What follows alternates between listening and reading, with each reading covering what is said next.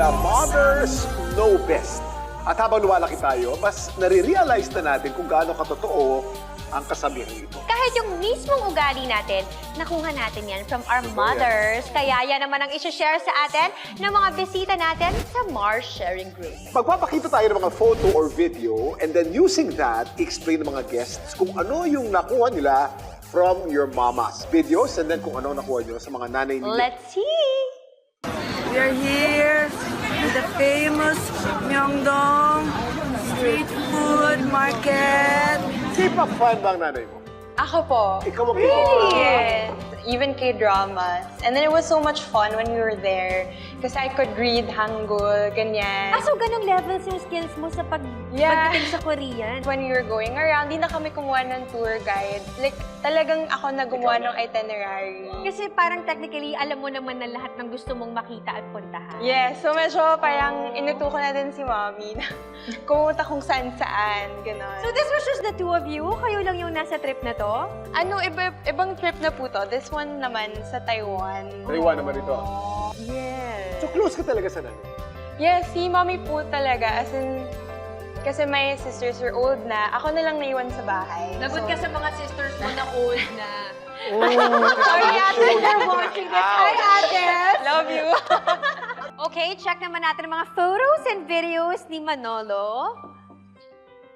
This is a long story kasi my mom is a flight attendant. And She is? yeah. So, she was able to, bunso kasi ako, so she was able to bring my siblings, to the States because of the free tickets. Right. And then when I was born, Pa-retire na siya. yeah, she had to retire na kasi for my dad. So, naubusan ka nga. So, because of me, nag-retire yung mom ko. Okay. Okay, so, so she took care of me, and then since all my siblings went to the States, she promised me, Manolo, kahit di na ako flight attendant, I promise to bring you to the States.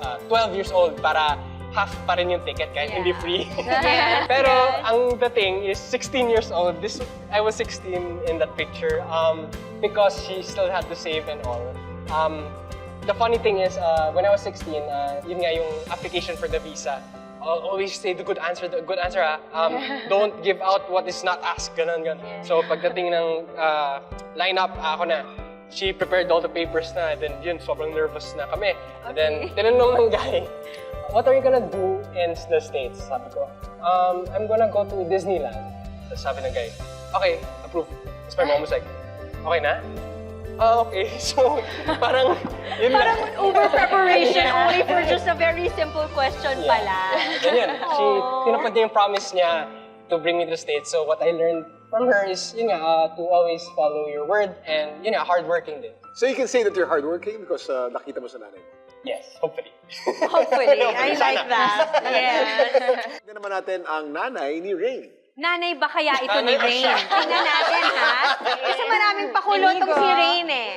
Hi, Teach! Inigo's mom, yes, yeah. Okay, yeah. He has good grades naman. Ako, Teach. If you didn't know, just wanna share, ha? He's mana sa akin. Kasi I graduated college cum laude, yeah. Yayasan siya. Ayun, naka-green. Go, Inigo! Woo!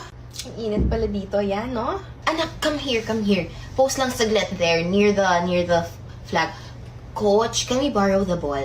Ayan. Hold the ball, ha? And then pose. Okay, I'll send this to you then. 1, 2, smile, baby. 1, 2, 3. Yes, kuya. Pasundo na. Nag-hi lang ako kay Inigo. Mommy's here!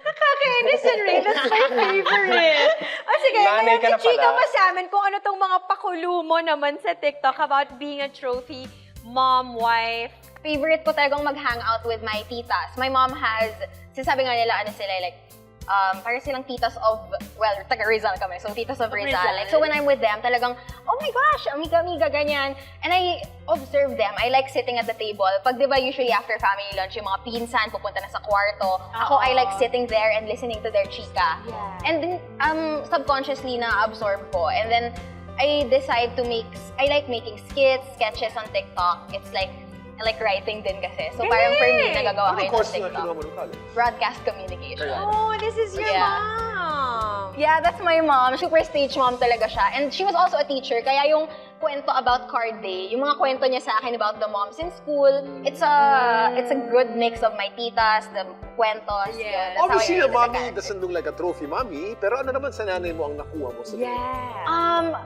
She's a teacher, so she really feels out her students, feels for them. She's an empath. Ako kasi I'm not naturally one. So I think from spending time with her over quarantine, which is also when I started doing TikToks, ayun, na-absorb ko and I was able to translate it into content. But it's amazing how conversant you are. Napakagaling mo magsalita at Thank you po. talagang naturuan ka ng gusto ng nanay mo. Yeah, she's an English teacher. Kaya pala, parang English It's a requirement. Thank you so much for sharing stories about your moms. I'm sure sobra silang napaproud na nakikita kayo ngayon, lalo na sa mga ginagawa ninyo.